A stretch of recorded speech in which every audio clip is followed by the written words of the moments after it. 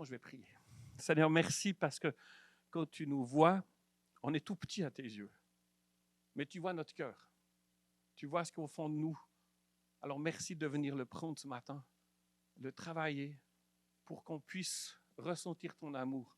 Mais non seulement ça, mais qu'on puisse partager aussi ton amour. Être cette page d'évangile autour de nous. Merci parce que tu es un Dieu qui commence et qui va jusqu'au bout. Alors merci de savoir qu'il n'y a pas seulement des idées, mais toi tu as des projets, puis que tes projets, que tu les poses, ça se réalise. Eh bien, que ta volonté se fasse aujourd'hui encore, dans nos corps, au nom de Jésus. Amen.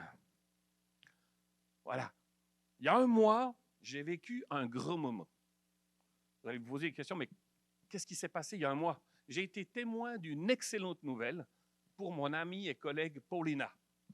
Je ne sais pas si tu peux montrer le PowerPoint là. Paulina est devenue canadienne. Pourquoi je vous dis ça? Pourquoi je vous dis ça? Parce que ça m'a travaillé par rapport au message aujourd'hui. Pour devenir canadien, c'est un long processus. Puis je vous fais l'histoire très courte ici. Pour un immigrant qui arrive au Canada, ça demande premièrement du lâcher-prise. Parce que si tu veux devenir canadien, tu dois envoyer tous tes documents originaux au bureau de l'immigration. Tu dois payer X dollars pour obtenir ta résidence permanente. Tu dois passer par un médecin spécialiste de l'immigration qui t'examine. Au bout d'un long processus, tu es là, tu lâches prise. Parce que tu ne sais pas. Tu envoies et puis tu n'as aucune idée de la réponse. Lâcher prise. Ensuite, ça demande la confiance. Parce qu'on te dit sur les sites du gouvernement, c'est facile de venir au Canada. Puis voilà, quand tu envoies tes papiers, il y a tel délai, tant de mois de délai pour obtenir ta résidence permanente. Donc tu y crois. Tu as espoir. Mais la réalité de l'immigrant, c'est que quand il a envoyé ses papiers, il ne peut plus rien faire, à part la confiance. Et puis on lui donne, on dit, mais ça va venir dans 3 mois, dans 6 mois, dans 9 mois, puis souvent c'est 18 mois plus tard qu'il y a une réponse. Puis entre deux, c'est impossible de parler à un agent de l'immigration parce que ton dossier, on ne sait pas où il est. Donc tu espères qu'un jour, il sera sur le dossier, sur le dessus de la pile. Donc l'étranger se trouve avec plein de questions, plein de doutes. Le Canada, vas-tu lui donner une chance, une nouvelle chance, une nouvelle vie, une occasion de repartir à zéro? Lâcher prise, confiance, une responsabilité. Parce que pendant ce temps d'attente, l'immigrant est appelé à se renseigner, à apprendre, à découvrir le Canada, comprendre les lois du Canada, comprendre le système du gouvernement, l'histoire, la géographie. Pour certains, c'est un apprentissage du français, de l'anglais. Recommencer souvent des études à zéro parce que ton papier que tu as obtenu de ton pays d'origine est rarement reconnu ici, au Québec. Donc, après, tu es un peu stressé parce que tout d'un coup, tu reçois une lettre, tu es convoqué pour un examen de citoyenneté. Puis tu passes une entrevue avec un juge. Donc, un engagement, une responsabilité. Puis enfin, l'engagement.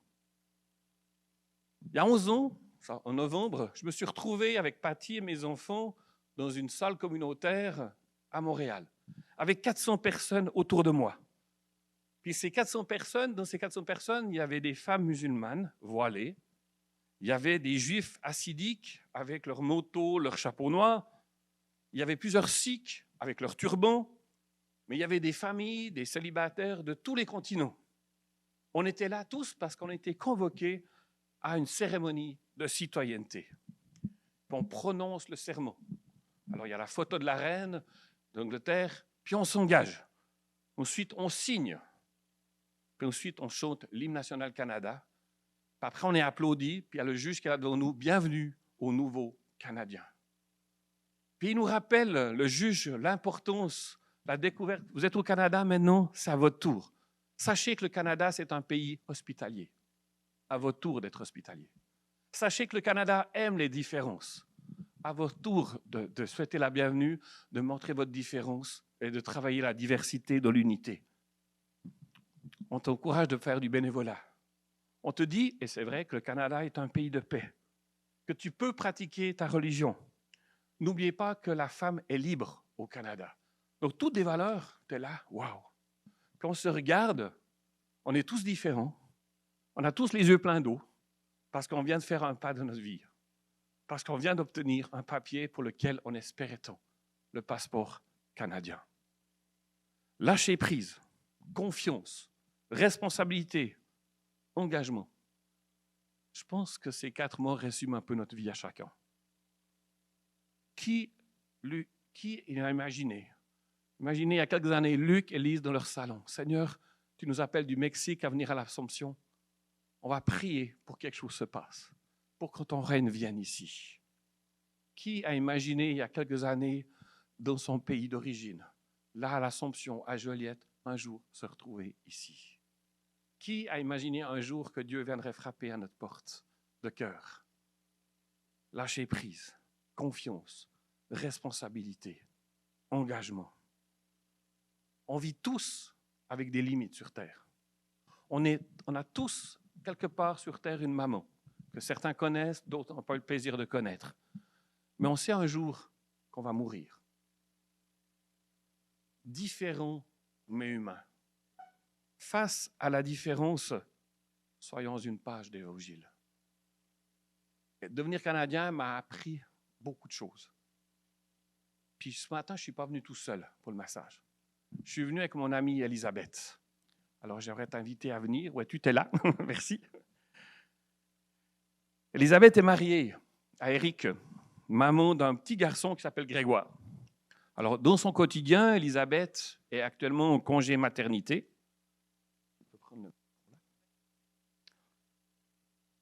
Mais dès cet automne, elle va retourner à son travail comme directrice des foyers des Arches du Québec. Des foyers qui accueillent des personnes avec une déficience intellectuelle. Je suis sûr qu'Elisabeth, que lâcher prise, confiance, responsabilité, engagement, c'est des mots de ton quotidien. Hein? Je vais vous dire que j'ai découvert l'Arche dans mon voyage missionnaire avec Jeunesse en Mission en hiver 2005. Dans le sous-sol d'une église, je me suis retrouvé avec des adultes dits normaux et des adultes avec une déficience intellectuelle. Qu'est-ce qu'on a fait cet après-midi-là ensemble? On a prié. On a fait des bricolages. Pour moi, j'ai vécu un grand moment d'unité. Comme papa d'un enfant différent, parce qu'à cette époque-là, en 2005, Alban me parlait très peu, était dans son autisme sérieux et peur de tout le monde. J'ai vu tout d'un coup le potentiel de l'Église. Offrir un lieu sécure et plein d'amour. Qu'Alban ne serait pas appelé à toute sa vie à vivre à l'écart, mais il y aurait une place où il peut être reçu. C'était toute une fenêtre qui s'est ouverte pour moi. Alors, il y a un peu plus de 10 ans, Elisabeth, tu m'as invité à faire partie du conseil spirituel de l'Arche. Je ne sais pas pourquoi tu l'as fait vraiment, c'est quoi ton premier but, mais je peux te dire que... Je me pose encore la question. Mais je sais que ta demande m'a fait grandir intérieurement. Découvrir, vivre l'amour inconditionnel. Voilà. Merci déjà pour ça. Donc, on va faire un dialogue les deux ce matin, au travers de différents textes bibliques, raconter un peu nos histoires. Alors, Elisabeth, raconte-moi un peu qui tu es, ton histoire. Eh bien, viens par là pour la caméra, pour que le Zoom puisse nous voir. Bonjour, alors je m'appelle Elisabeth, j'ai 40 ans. Je suis maman d'un bébé de 11 mois. Je ne vais pas répéter ce qu'a dit Laurent, mais quand on devient maman, on a comme besoin de le dire tout le temps qu'on est maman. Je suis maman d'un super bébé de 11 mois. Voilà, donc pour faire une histoire courte, je suis née à Sainte-Marie-Salomé, un petit village pas très, très loin d'ici, dans une famille de 6 enfants. Chez nous, on dit qu'on est 4 bio, 2 trisos. Vous allez comprendre pourquoi. Donc, je suis la 4e, je suis le bébé de 4 enfants biologiques. Et quand j'avais 8 ans, mes parents avaient toujours porté ce projet-là d'adopter un jour peut-être un enfant qu'on dit différent. Moi, c'est un terme qui est bien, mais c'est un terme, on est tous différents. Donc, moi et Laurent, on est très différents. On le constate juste à voir. Donc, mais avait toujours porté le projet d'adopter un enfant. Alors, quand j'avais 8 ans, on a eu un petit conseil de famille. Mes parents avaient reçu un appel et on a accueilli mon frère David, qui est assis derrière, qui a aujourd'hui 36 ans.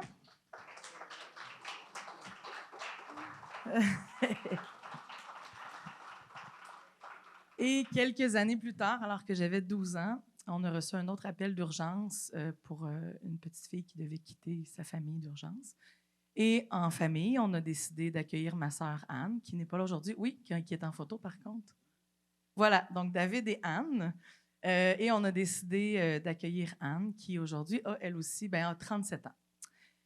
Alors, David et Anne, trisomiques, donc c'est pour ça qu'on dit on est 4 biologiques, et 2 trisomiques. Bon, on fait des blagues comme ça, mais donc on est 6 enfants.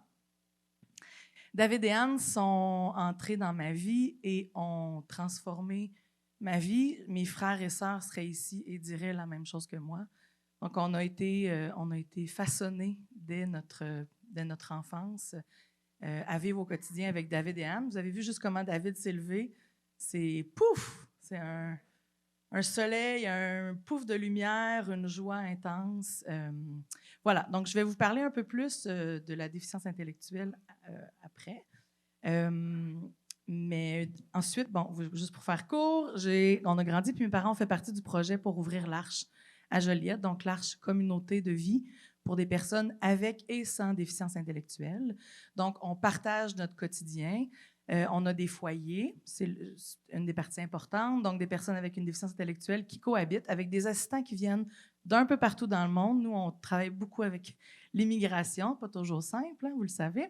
Donc, on a des assistants qui viennent d'un peu partout dans le monde partager un petit bout de leur chemin, 1 an, 2 ans, 5 ans, 10 ans. Il y en a qui restent toute leur vie. Parce qu'ils découvrent la beauté de ce que c'est, cet engagement-là. Le mot engagement est important. Alors, j'ai été dans plusieurs communautés de l'Arche et je suis aujourd'hui responsable régionale. Donc, je chapeaute les 8 communautés qui sont un peu partout au Québec. Cela dit, j'ai repoussé mon retour au travail parce que j'aime trop ça, être avec mon bébé. Donc, je devais rentrer là, dans 2 semaines, puis je retourne dans 6 mois.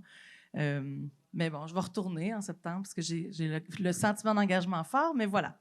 Donc, je vais vous parler de tout ça après. Mais donc, voilà, en très résumé, mon histoire. Merci, Elisabeth.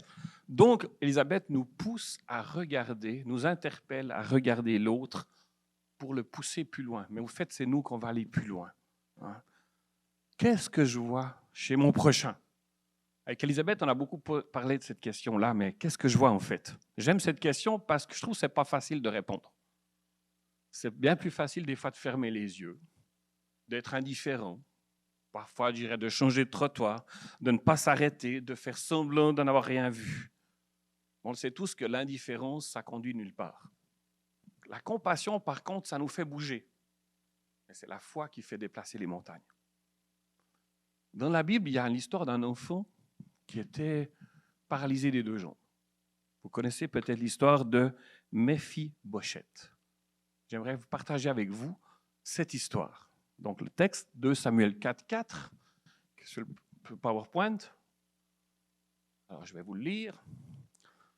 En attendant qu'il arrive. Jonathan, le fils de Saül, avait un fils handicapé aux 2 jambes. Il était âgé de 5 ans lorsqu'arriva de Jizréel la nouvelle de la mort de Saül et de Jonathan. Sa nourrice le prit et s'enfuit. Et comme elle se dépêchait de fuir, il tomba et resta estropié. Son nom était Méphi-Bochette.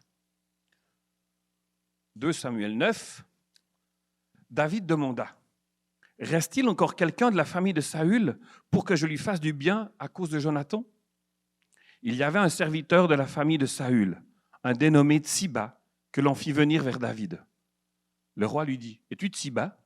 Il répondit, « Pour te servir. » Le roi dit, « N'a-t-il plus personne de la famille de Saül pour que je fasse preuve envers lui de la bonté de Dieu ?» Tsiba répondit au roi, « Il y a encore un fils de Jonathan. Il est handicapé aux 2 jambes. » Le roi lui demanda, « Mais où est-il » Et Tsiba répondit au roi, « Il est chez Makir, fils d'Amiel, à Lodébar. » Le roi David l'envoya chercher chez Makir, le fils d'Amiel, à Lodébar.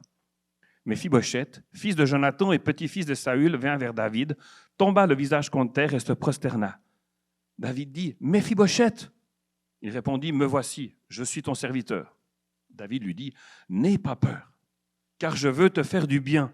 À cause de ton père Jonathan, je te rendrai toutes les terres de Saül, ton grand-père, et tu mangeras toujours à ma table. » Méphi-Bochette se prosterna et dit, « Qui suis-je, moi, ton serviteur, pour que tu prêtes attention à un chien mort tel que moi ?»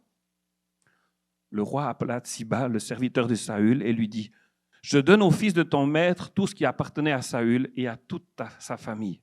Tu cultiveras les terres pour lui, avec tes fils, tes serviteurs, et tu feras les récoltes afin que le fils de ton maître ait du pain de quoi manger. En outre, Méphibosheth, le fils de ton maître, mangera constamment à ma table. Je ne sais pas si vous connaissez cette histoire, mais moi, elle m'impressionne. Le roi David fait quelque chose que personne n'avait fait avant lui. Il fait effectuer des recherches. Y a-t-il encore quelqu'un sur cette terre en Israël qui appartient à la famille de Saül?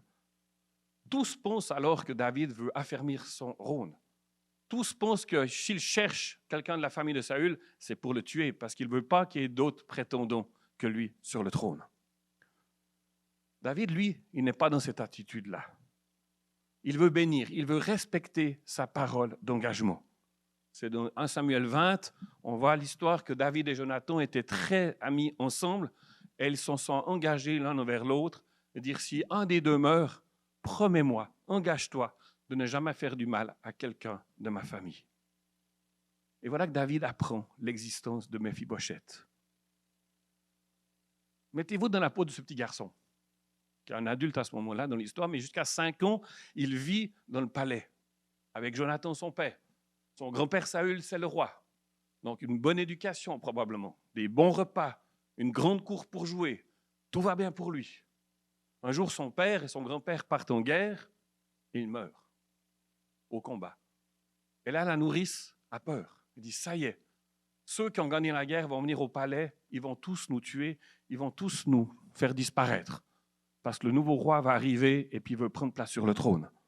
Donc la nourrice a peur, s'enfuit, prend le petit Méphibosheth dans ses bras, court pour ne pas être attrapé, puis dans sa course, elle tombe. Et le petit garçon se retrouve paralysé. En une seule journée, Méphibosheth perd son statut de prince, sa liberté et sa santé. Il vit à Lo-Débar. Lo-Débar, au temps biblique, c'est un ghetto. On met les gens un peu de côté là-bas, qu'on ne veut pas voir. Lo-Débar signifie pas de pâturage, pas de parole, pas de communication. C'est le désert, c'est la mort, c'est la fin de tout. Donc Méphibosheth vit dans la peur, vit dans un endroit de désolation, de silence. Le fils, le prince, le prétendant au trône se retrouve complètement mis de côté, mis à l'écart de toute relation, privé de tout, incapable de se déplacer, dépendant. Et dans la logique de l'époque, il pense qu'il est recherché pour être mis à mort. Et quand on vient le chercher, quand David envoie des soldats pour le chercher, ce n'est pas un jour victorieux pour lui. Le jour qu'il redoutait est arrivé. Mais son histoire ne se termine pas comme il l'avait pensé. Quand David le voit, je pense qu'il avait en tête tous les bons moments qu'il a vécus avec Jonathan. Il voit le possible, il voit le devenir. Il offre à Méphibosheth un avenir. Il reçoit la terre de son grand-père Saül pour la cultiver, un pâturage pour cultiver. Il quitte Lo-Débar, qui signifie pas de pâturage, désert, rien du tout d'un coup, recevoir un héritage, un troupeau, un pâturage. Toute sa famille reçoit à nouveau une vie en abondance. Ce qui avait été perdu lui est redonné. Il est même invité à manger à la table du roi, à découvrir l'intimité du roi, où David peut partager ses secrets autour de la table. Mes amis, c'est ce que Jésus nous offre. On est tous à quelque part des Méphibosheth, des estropiés, des mis de côté, des gens différents, des gens que personne n'aime. On chante des fois la chanson « Non plus esclave de la peur, mais enfant de Dieu ». Jésus même a dit « Je ne vous appelle plus mes serviteurs, mais amis ». Ce qui nous a été volé, Jésus veut nous le redonner. À Lo-Débar, ce sont les ténèbres. Ce sont la honte du passé, la vie cachée, parfois même la prison. Et le roi David, le roi Jésus, veut nous offrir son pardon, sa joie, sa paix, le sens d'appartenance, la famille, l'amour, l'acceptation d'être vulnérable, comme l'a dit Nathalie dans l'introduction. Différents mais humains. Au Pérou, un autre moment fort que j'ai vécu, c'est quand on est allé dans un orphelinat. Tu peux montrer la photo. Il y avait une douzaine d'enfants qui nous ont couru dessus, qui ont voulu faire des jeux avec nous. Mais de loin, il y avait un enfant, jeune adulte, dans la vingtaine plutôt, qui est venu vers moi tout de suite dans mes bras. Parce que je me suis déplacé vers lui, il a osé se lever. J'ai appris que ce jeune homme ne parle pas. Retrouvé abandonné comme bébé, seul dans la rue. Aujourd'hui, c'est une personne avec une grosse déficience intellectuelle, plusieurs handicaps. Mais quand il m'a vu, il est venu vers moi, il s'est dépêché et il m'a pris dans ses bras. Tu peux montrer la photo suivante. J'ai l'impression d'être énorme. Mais pendant 3 minutes, on m'a dit que c'était long. Moi, je n'ai pas vu le temps passer. Il est simplement réfugié dans mes bras. Puis, je pense qu'il avait plein de poux. Je pense qu'il avait plein de choses qui n'étaient pas belles. Mais je n'ai pas regardé ça. J'ai simplement ouvert mes bras, puis je dis, ben, c'est ça. C'est ce que Jésus veut faire avec chacun d'entre nous. C'est ce qu'il fait. On n'a rien à Jésus à lui montrer. Regarde-moi, regarde. Regarde tous mes diplômes. Regarde tout ce qu'il est capable de faire. Jésus nous accueille. Alors, face à la différence, qu'est-ce qu'on fait? Qu'est-ce que la différence t'apporte, Elisabeth? Qu'est-ce qui t'a mis en mouvement? Alors, combat des évangiles. C'est une blague, mais je vais vous partager, moi, ma parole d'évangile qui résonne en moi. Je ne l'ai pas écrite, moi. Oui, voilà. Alors, quelques jours après, Jésus revint à Capharnaüm. On apprit qu'il était à la maison. Et un si grand nombre de personnes se rassemblèrent qu'il n'y avait plus de place, pas même devant la porte. Il leur annonçait la parole. On vint lui amener un paralysé porté par 4 hommes. Comme ils ne pouvaient pas l'aborder à cause de la foule, ils découvrirent le toit au-dessus de l'endroit où il se tenait et descendirent par cette ouverture le brancard sur lequel le paralysé était couché. Voyant leur foi, Jésus dit au paralysé, « Mon enfant, tes péchés, j'imagine, te sont pardonnés. » Je ne vois pas tout ce qui est écrit, oui. Hein? Il y avait là quelques spécialistes de la loi qui étaient assis et qui se disaient en eux-mêmes, « Pourquoi cet homme parle-t-il ainsi? Il blasphème. Qui peut pardonner les péchés si ce n'est Dieu seul? » Jésus sut aussitôt dans son esprit qu'ils raisonnaient ainsi en eux-mêmes et il leur dit, « Pourquoi raisonnez-vous ainsi dans vos cœurs? » On va arrêter là, en fait, parce que vous allez voir que le reste, c'est pas tant ça qui est important. Quand on lit, bien pour moi, c'est très important dans l'histoire, là, mais pour moi, c'est pas ce qui me touche. Donc, quand on lit cette parole-là, le premier réflexe qu'on a, c'est de penser que grâce aux 4 hommes, l'homme paralysé a pu se rendre à Jésus. Donc, on rend grâce pour les 4 hommes qui ont porté le paralytique puis qui ont amené le paralytique à Jésus. Moi, j'ai toujours senti cette parole-là inversée.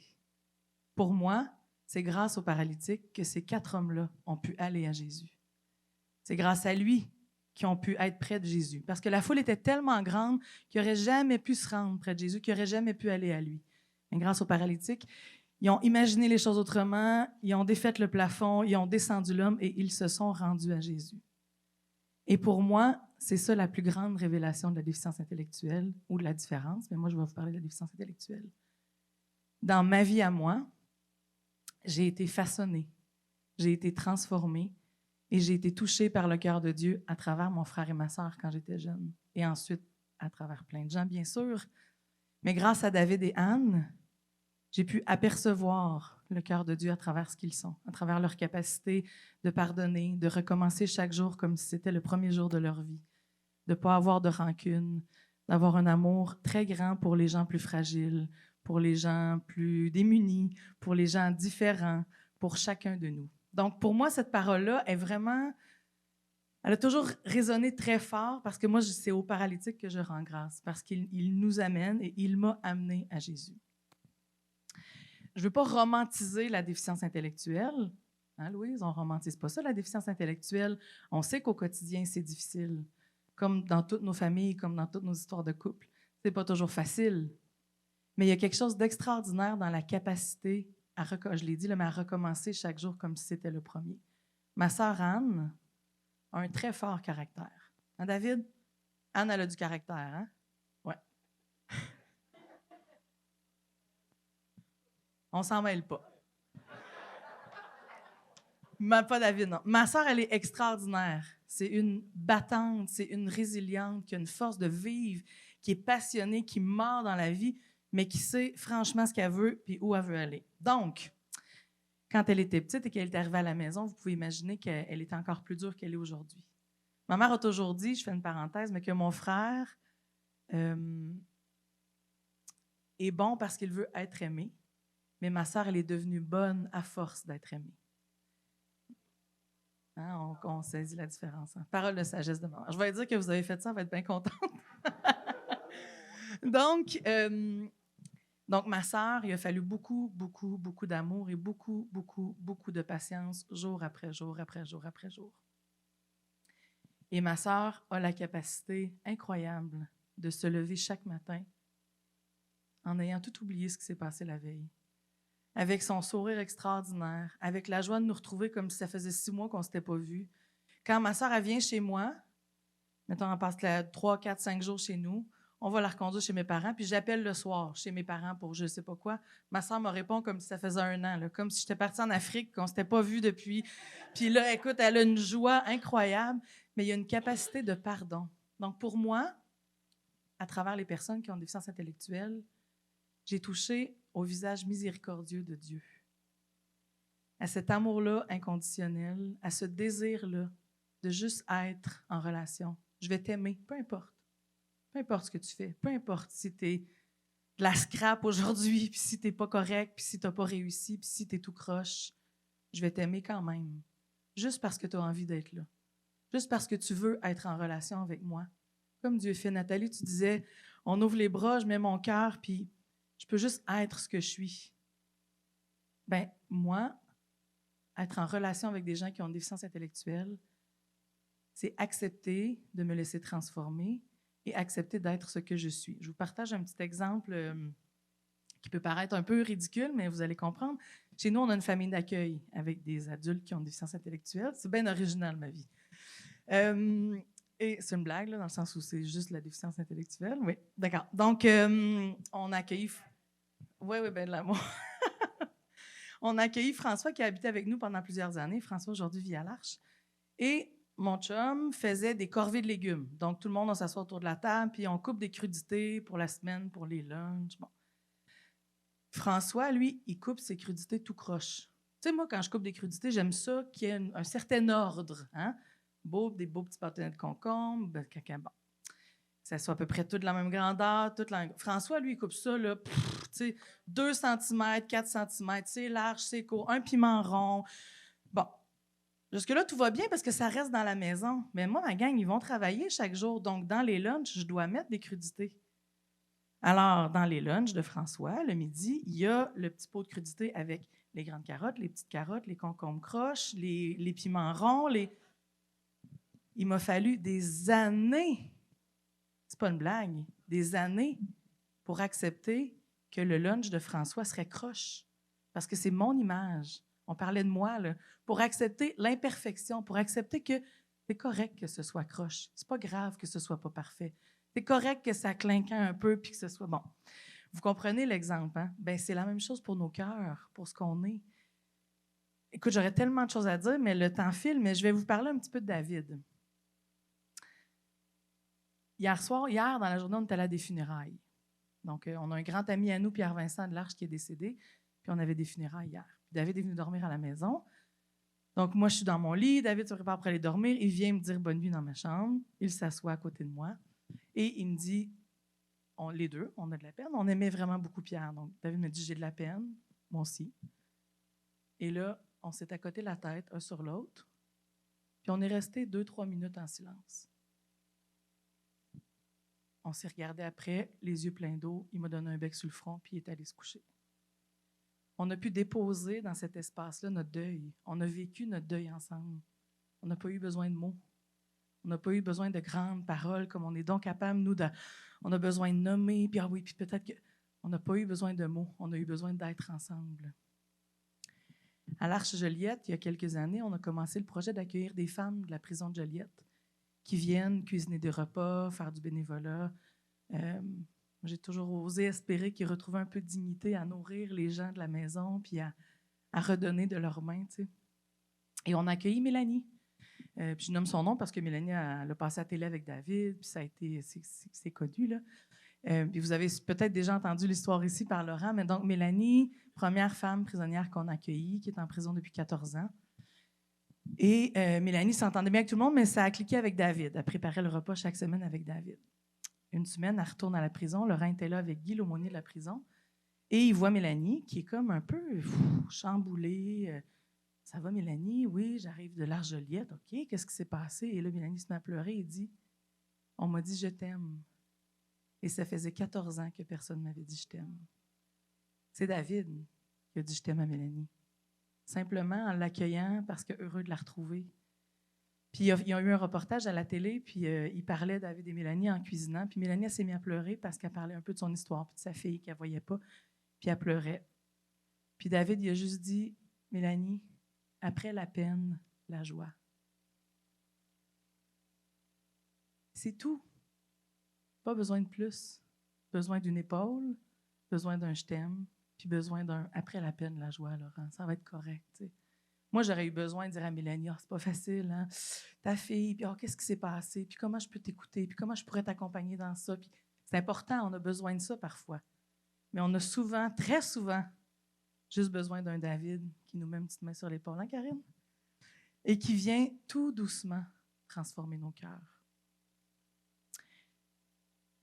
Ce qui est extraordinaire à l'Arche, c'est que les assistants viennent avec le désir qui est honorable de changer le monde, de faire une différence, de dire je veux marquer dans le monde, fait que je vais aller à l'Arche, je vais aller prendre soin des handicapés, puis je vais aller faire une différence dans le monde. Et ils repartent tous, en disant qu'ils ont été transformés. Et ce qui est extraordinaire, c'est que les personnes comme mon frère David, comme Sylvain, comme plein de monde, ont la capacité à être en état d'attente.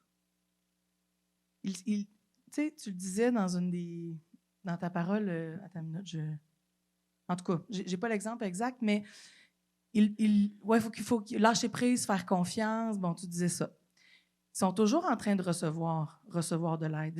Mon frère a besoin d'aide pour laver ses cheveux. Karine, elle doit aider David tous les matins pour laver ses cheveux, faire les repas, la gang à l'Arche.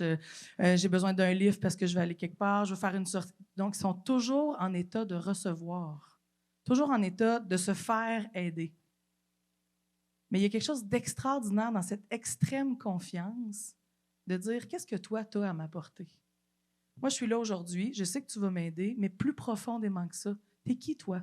Comment tu vas m'aider? Quelle couleur tu vas mettre dans ce lien-là qu'on a, dans ce service-là que tu vas me rendre? Comment tu vas ajouter à ma vie? Qu'est-ce que tu vas venir transformer dans ma vie? Puis, en échange, je vais transformer ta vie. Jamais, en tout cas rarement, ça m'est arrivé dans ma vie, je n'ai pas souvenir, qu'une personne avec une déficience intellectuelle me dise « Toi, Elisabeth, où tu as étudié? Ah, moi, j'ai étudié à l'université à l'UQAM. Ah, tu fais quoi comme travail? Travailleuse sociale. Ah, c'est extraordinaire. Combien tu as comme salaire annuel? C'est intéressant le travail social? Est-ce que tu fais. » Jamais, jamais. Toi, Elisabeth, c'est quoi ta couleur préférée? Qu'est-ce que tu aimes manger pour souper? T'aimes-tu ça, la pluie dehors? Il fait beau, hein? C'est tellement. Il y a une simplicité puis il y a une pureté qui n'est pas romantique, là. Il n'y a rien de romantique. Puis des fois, c'est les mêmes questions. Mais c'est extraordinaire parce que derrière ça, ce qu'on me dit, c'est qui tu es? Qu'est-ce que tu as à m'offrir? Est-ce que tu veux être en relation avec moi? Puis, j'ai un ami qui me disait tout le temps que je suis parfaitement imparfaite. Puis je trouve ça donc beau. Puis je me dis, les personnes qui ont des déficiences intellectuelles sont parfaitement imparfaites, exactement comme le voulut Dieu, pour moi et pour chacun de nous.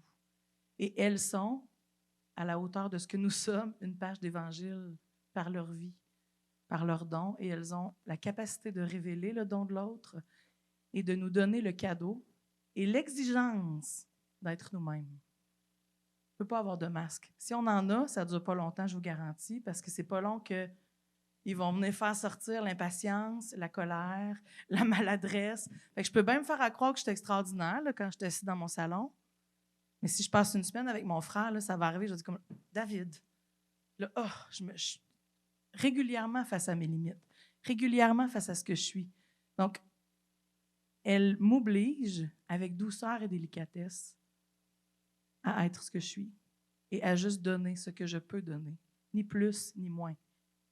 Donne le meilleur de toi, par exemple. Sois pas médiocre, donne le meilleur de toi. Mais essaie pas de donner d'autres choses, puis essaie pas de donner plus. Bon, j'aurais tellement de choses à dire, mais... On est les deux, hein? Wow. En tout cas, Elisabeth, ce qu'elle m'a appris au travers de ces années, c'est que moi, je suis arrivé à l'Arche, ben oui, OK, qu'est-ce que je peux faire? Puis vient l'idée de « t'es sauveteur ». Puis les gens qui sont autour de toi, ils ont des besoins. Donc tu te regardes, je les regarde un peu plus haut, jusqu'à ce que je me rende compte que mais non, il a été créé comme moi à l'image de Dieu. On est égal. Il a des richesses que je n'ai pas. Et avec lui, je vais apprendre. Comme merci de m'avoir fait découvrir ça. C'est un cadeau. Donc aujourd'hui, Elisabeth, ce qu'on essaie de vous dire, c'est qu'on est encouragé à mettre les lunettes de Dieu, à regarder notre prochain comme un cadeau, comme quelqu'un d'unique, différent, mais qui va nous pousser à nous améliorer, qui va nous pousser à être une page d'évangile. J'aurais envie de dire, Laurent, à regarder l'autre avec le regard de Dieu, mais Se laisser à regarder se aussi. laisser regarder avec le regard de Dieu. Moi, c'est là mon... C'est ça ma grande révélation, c'est que mon frère, il me regarde avec le regard de Dieu. Puis après, j'ai la responsabilité de Tout à redonner fait. ce regard-là. Pardon. Mais c'est très bien, j'allais finir par Ah, ça pardon. aussi, que c'est pas facile d'accepter d'être imparfait, mais le regard de la perfection sur nos imperfections nous fait grandir. Alors merci Elisabeth. Alors on aimerait, avec Elisabeth, aujourd'hui vous inviter à lâcher prise dans les choses qui vous paraissent difficiles, à faire confiance, à être responsable, à s'engager, puis à se laisser porter vers Jésus pour qu'on puisse être une page d'évangile. C'est ça. Ouais. Et à oser la rencontre et la relation qui finalement nous transforme. C'est ça. Voilà. Donc, on va terminer par une petite vidéo. Ouais, rapidement, là, c'est une vidéo qui a été créée par Nicolas Hurd, qui est une personne de la communauté de l'Arche à Toronto. Nicolas est trisomique, puis c'est son histoire. Je vais vous traduire. Il y a juste des phrases écrites en anglais. Il n'y a pas vraiment de paroles, mais ça termine en disant « Il est parfait.